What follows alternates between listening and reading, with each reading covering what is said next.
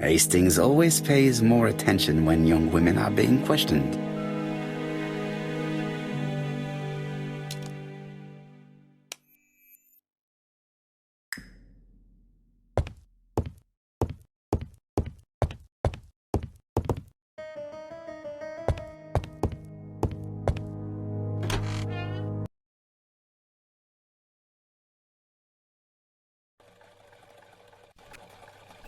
You've seen Fraser, Hastings.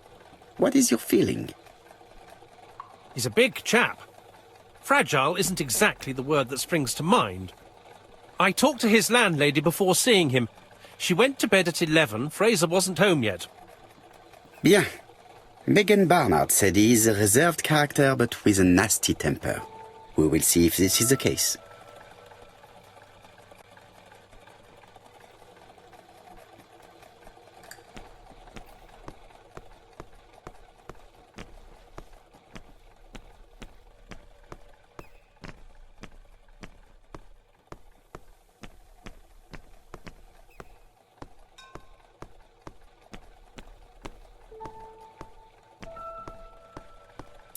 Hastings appears to be ill at ease. He appeared to be relatively indifferent to Mrs. Asher's murder, but a young woman's murder seems to be troubling him greatly.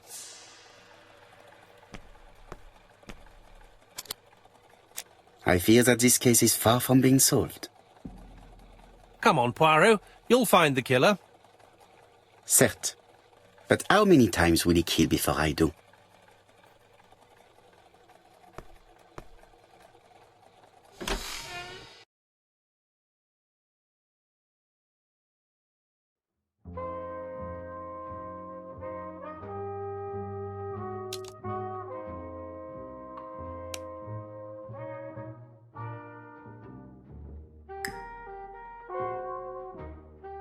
How do you do, Mr. Fraser? You Hercule Poirot. Mr. Hastings said you wanted to speak to me. Yes. I know that it may not be the right time, but I would like to ask you a few questions.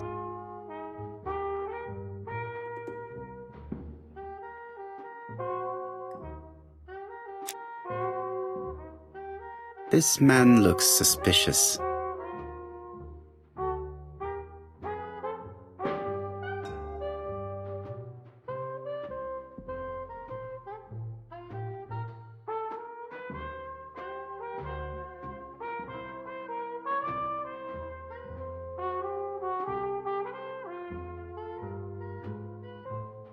Leave me alone.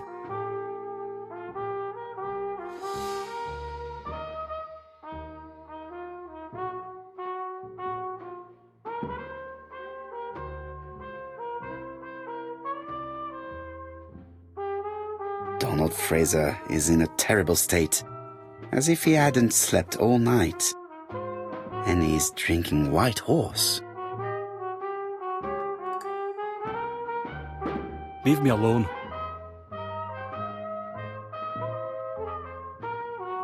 Tell me that it's a mistake, that Betty isn't dead. Sadly, your lady friend has been murdered, Mr. Fraser. Oh, Betty, if only you'd listened.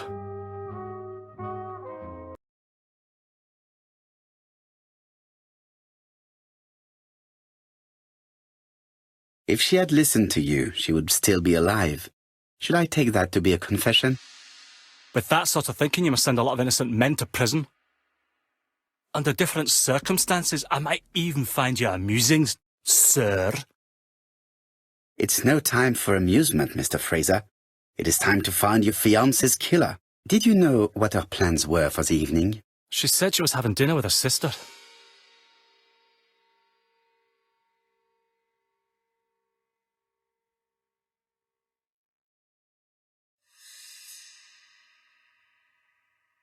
And you believed her? And why not, sir? She was my fiancée. That did not stop her from lying to you before. Betty was not a bad girl, but she did like to take advantage of her success with men. How dare you sully her memory?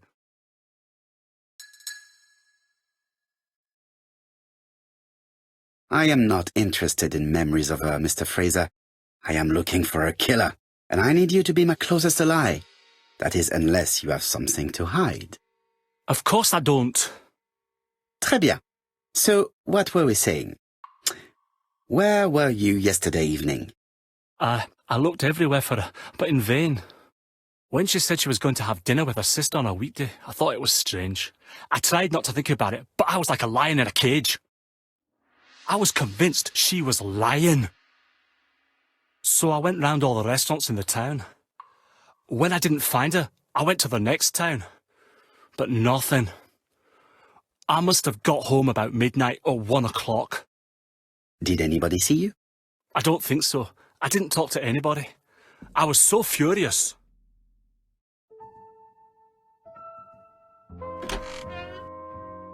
Ah, I knew I'd find you here, Poirot. I thought the victim's young man was here. Yes, is all yours, Chief Inspector. Let us now try and get our brain cells to work.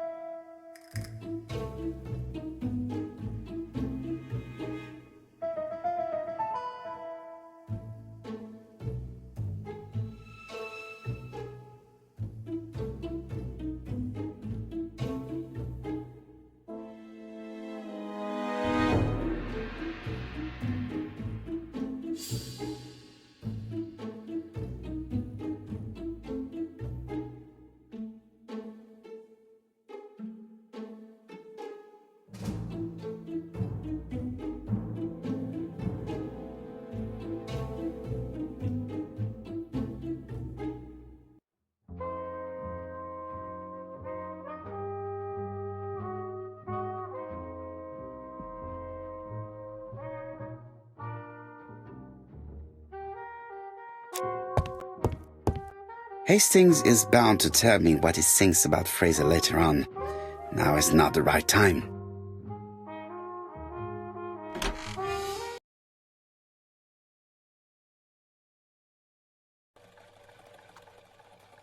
Fraser doesn't have an alibi and he's extremely jealous. You are very skilled at summing up. And yet you haven't asked Japp to arrest him. It is too soon. But I agree, without the letters announcing the crimes, Fraser would already be behind bars. Bon, I think we have enough elements. Let's reconstruct the events at the scene of the crime. I can't imagine how the murderer wasn't seen, though. Surely she must have struggled. Let us try and imagine the scene.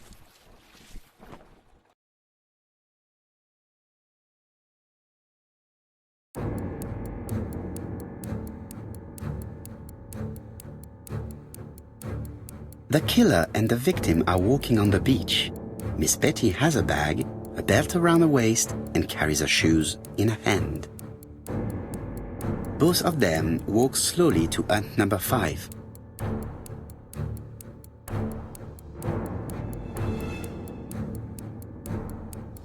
Both of them walk slowly to hut number 6.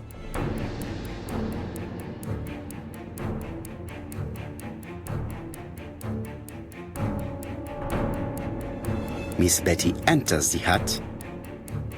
She leaves without her belongings. Then she hides her coat.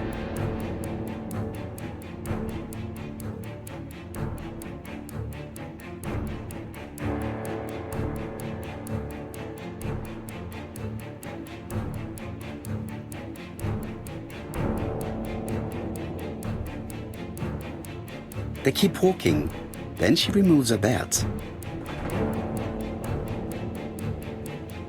The murderer moves behind her and then attacks her by surprise. The body falls, lifeless, on the sand. Everything appears to match the crime scene, mon cher Hastings. That is exactly what happened.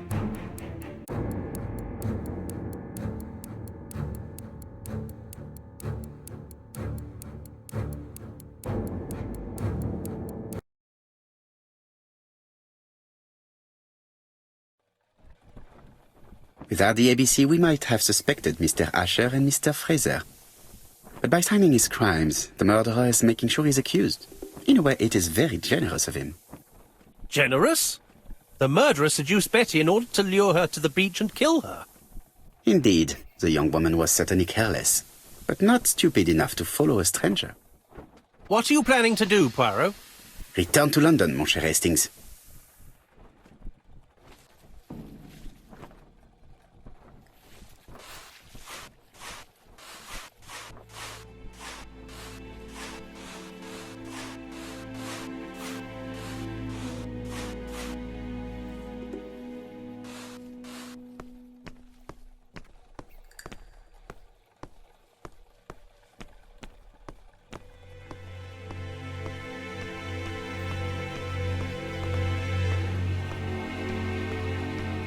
Right, back to London. There is nothing more for us to do here.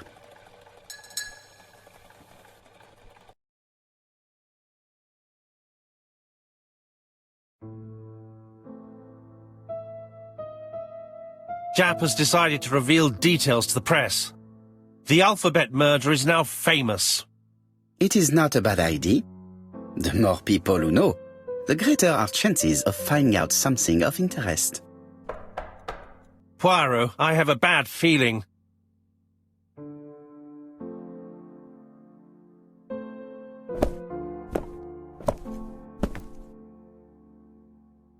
Poor Mr. Poirot, not so good at these little criminal matters as you thought yourself, are you? Rather past your prime, perhaps. Let us see if you can do any better this time. This time, it's an easy one. Churston on the 30th. Do try and do something about it. It's a bit dull having it all my own way, you know. Good hunting. Ever yours, ABC.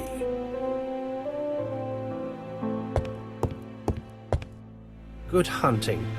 Did you hear that, Poirot? The murderer seems to be taking it all as a game, a challenge. He will strike on 30th in Churston. We must warn Scotland Yard.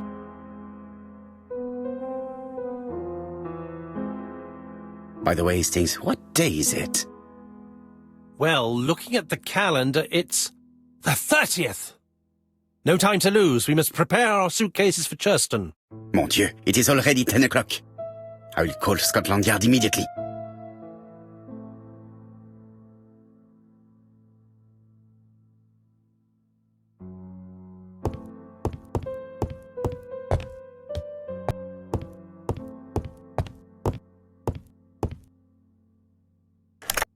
Hello, Japp. We received a new letter from ABC in the 10 o'clock post. Where and when? In Churston. Today. Today? I'll inform the population immediately. I'll check the train times. Call me back.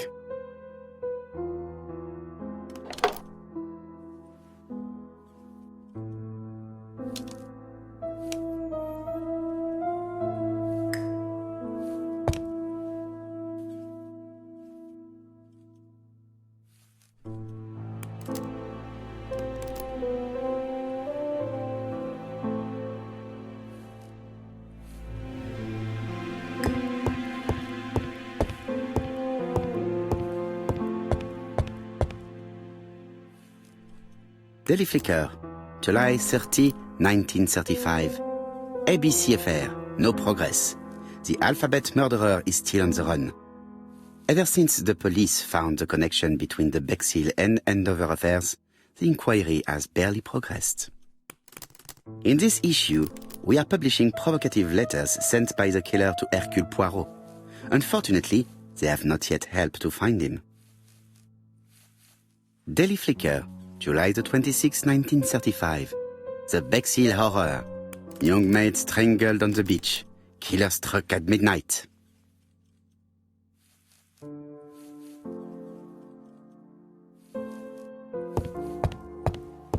It is not a good time. It is not a good time.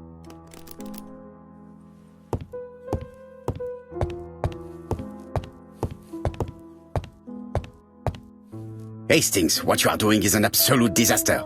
That is no way to pack suitcases. Heavens, we must hurry. We have to get to Churston before the murder.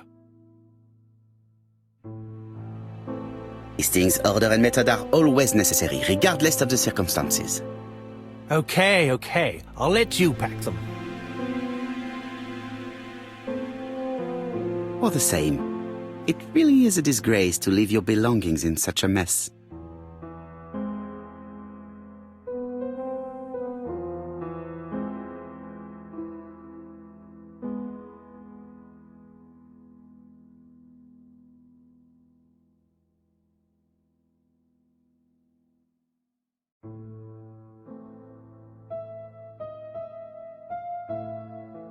Voila!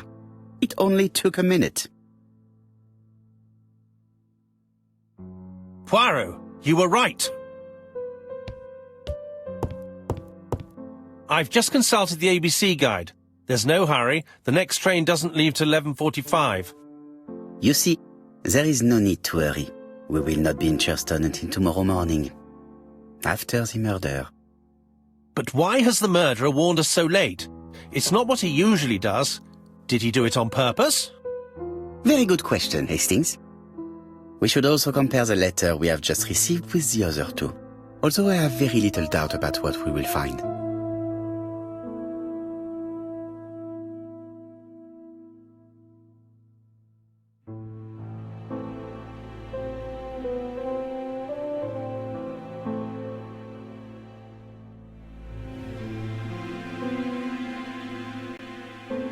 We've missed the 6:45 train, but we have plenty of time to catch the night train.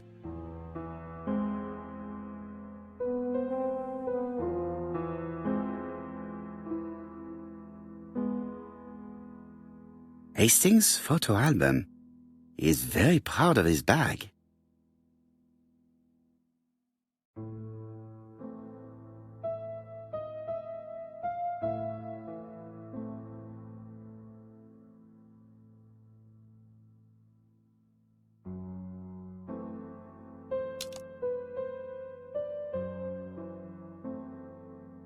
Poor Mr. Poirot. Not so good at these little criminal matters as you thought yourself, are you? Rather past your prime, perhaps? Let us see if you can do any better this time. This time it is an easy one. Churston on the 30th. Do try and do something about it. It is a bit dull having it all my own way, you know. Good hunting. Ever yours, ABC.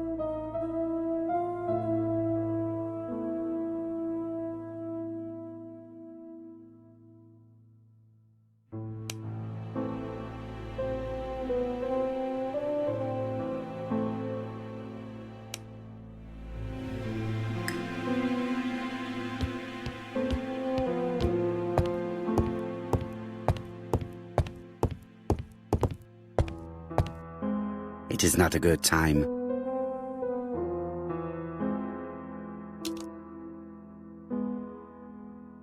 It is not a...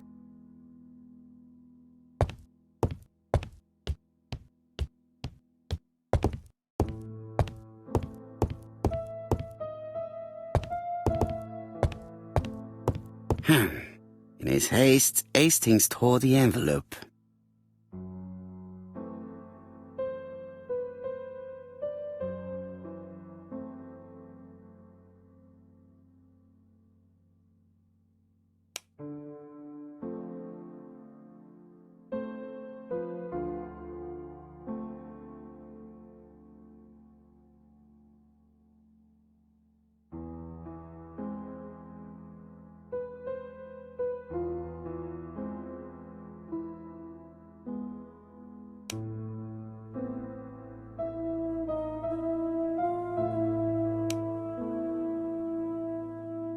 Poor Mr. Poirot.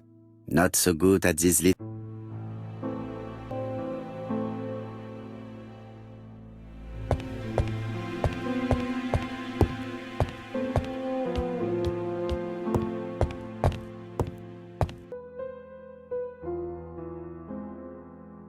Ah, some cool air. Right, let us compare this new letter with the second one. Let us examine this more closely.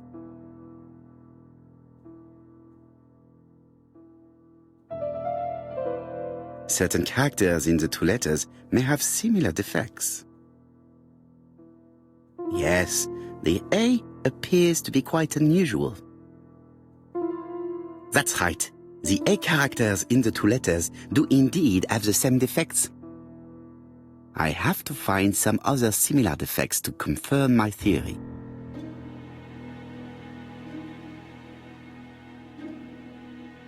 Yes, this I is weird.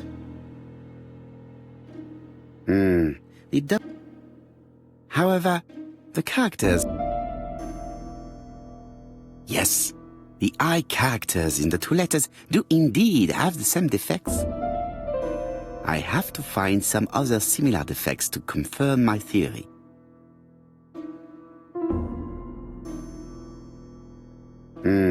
The W is not printed properly. Of course, the W characters in the two letters do indeed have the same defects. My theory was right.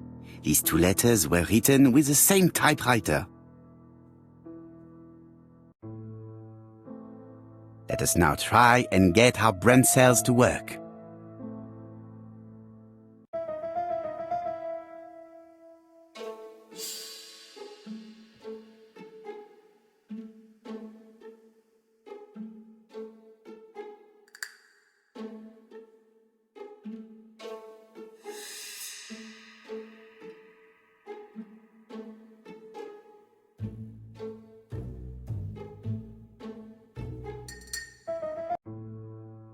The letter should have arrived in time. The postmark shows that it was sent 3 days ago. However, our man made a mistake in the address, which explains the delay. All the same, the post office took their time correcting the error. Come on, Poirot. Your address is not quite as well known as that of Scotland Yard. Poirot, the telephone. It must be...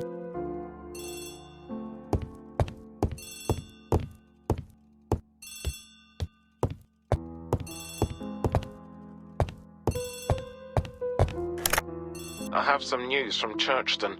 Bad news, I'm afraid. Sir Carmichael Clark was murdered while out on his evening walk. Sir Carmichael Clark. The name is familiar to me. He was a famous throat specialist, one of the best in London. A wealthy man, he retired to Combside, a beautiful house by the sea. He collected antiques. Are you going there? Yes, let's meet on the train.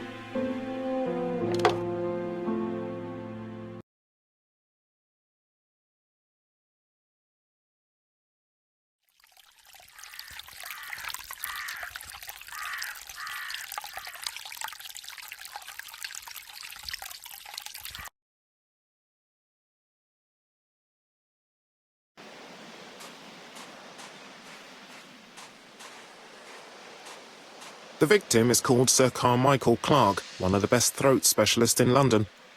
The body was still warm when we found it. If we'd been warned earlier, we definitely could have saved him. It appears that the murderer made a mistake when he wrote his letter. A mistake? Lucky for him. And what if he did it on purpose? No. He's defined his madcap rules and he's sticking to them. It's a matter of pride for him. Shall we go up to the house, Poirot? You go, my friends. I will come soon.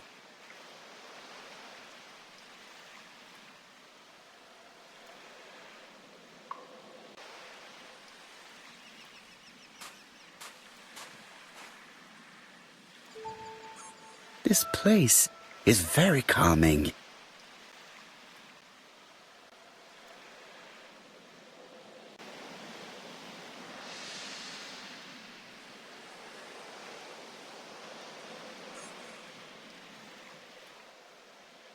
The site is exceptional. It is easy to imagine that Sir Carmichael used to enjoy stopping here every evening.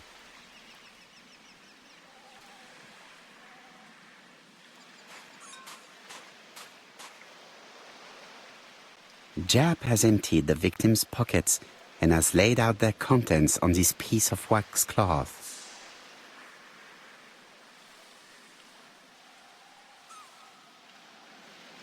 It is pointless.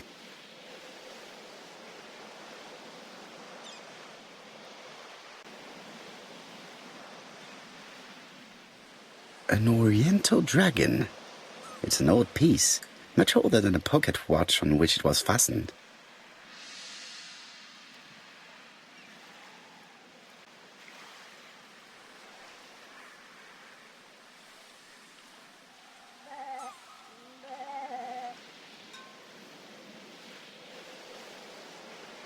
Nothing appears to be missing from this wallet.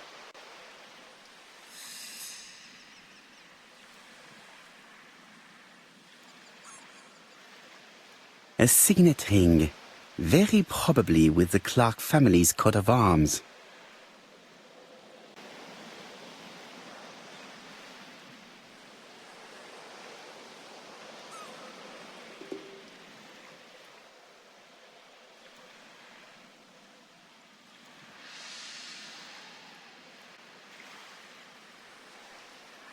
An ABC guide, the murderer's customary signature, covered in blood this time. Sir Carmichael's throat was cut. It's a clean incision, a professional murder. Apart from the wound to the throat, the body is untouched. No cuts, no bruises. The gravel on the path has been sprayed with blood that covers a conical-shaped area, which starts at the body and becomes wider as it moves further from the bush.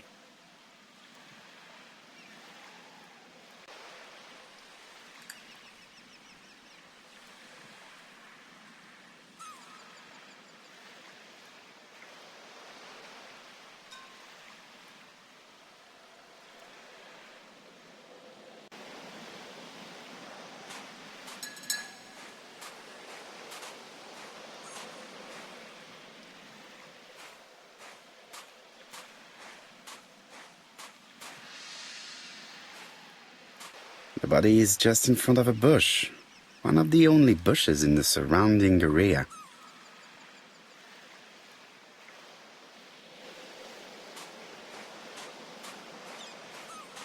The vegetation behind the bush has been trampled. Let us now try and get our brain cells to work.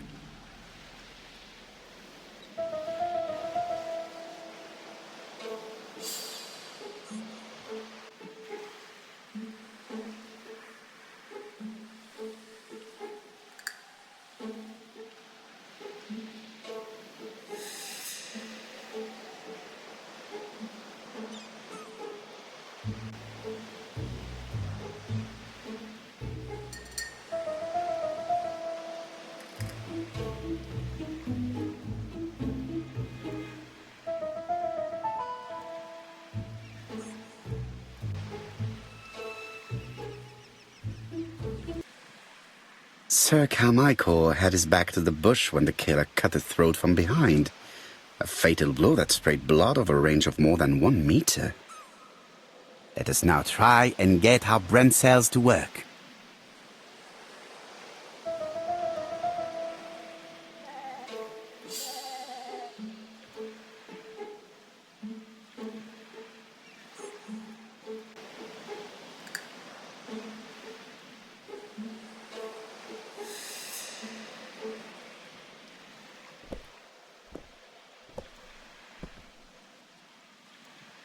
Have you finished, Poirot? Chief Inspector, many questions remain unanswered, but I am certain of one thing. The killer has prepared his crime very carefully. Quite right. He must have known Sir Carmichael's movements well to plan such an attack. The murderer struck with terrible savagery. Yes, blood flowed. It's the first time he's attacked a man. He armed himself accordingly. Have you spoken to the victim's family, Chief Inspector? I've spoken to the brother, Franklin Clark. I didn't get much out of him. He's yours. I must get the body removed.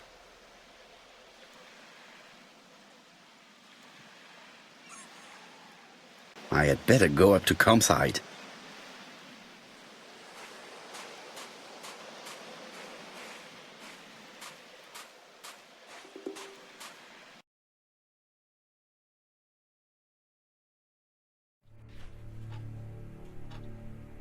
To be honest, this inspector seems rather obtuse.